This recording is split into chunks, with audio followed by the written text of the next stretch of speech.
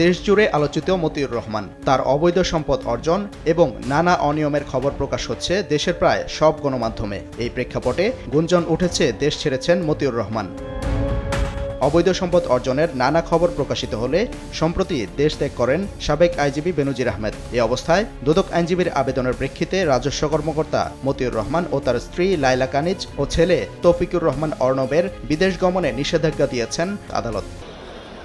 এ বিষয়ে দুদক আইনজীবী জানান, দুর্নীতির অনুসন্ধান চলায় যে কোনো সময় মতিউর রহমানকে ডাকা হতে পারে দুদকে। এ বিষয়ে শুনানি শেষে দেশ থেকে নিষেধাজ্ঞার আদেশ দেন আদালত। তিনজনের বিরুদ্ধে অভিযোগ হচ্ছে যে তারা হুন্ডির মাধ্যমে ওভার ইনভয়েসিং এবং আন্ডার ইনভয়েসিং এর মাধ্যমে বিদেশে অর্থ পাচার করেছে এবং বিভিন্ন অবৈধ পন্থায় তারা অর্থ উপার্জন করেছে এবং সেগুলোকে পাচার করেছে।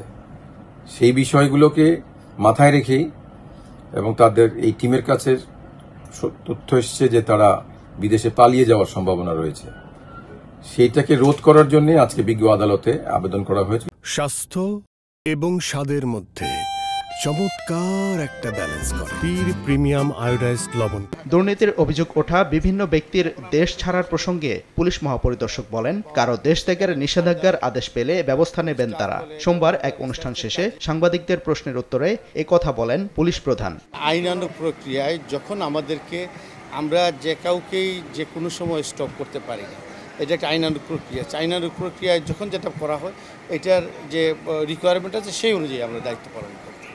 সম্প্রতি কোরবানির জন্য 15 লাখ টাকার একটি ছাগল কিনতে গিয়ে আলোচনার জন্ম দেন মতিউর রহমানের ছেলে মুশফিকুর রহমান ইফাত। এরপরই গণমাধ্যমের অনুসন্ধানে একের পর এক বেরিয়ে আসে পরিবারের সদস্যদের নামে রিসোর্ট, বাংলো বাড়ি, জমিসহ নামে বেনামে নানা সম্পদের তথ্য।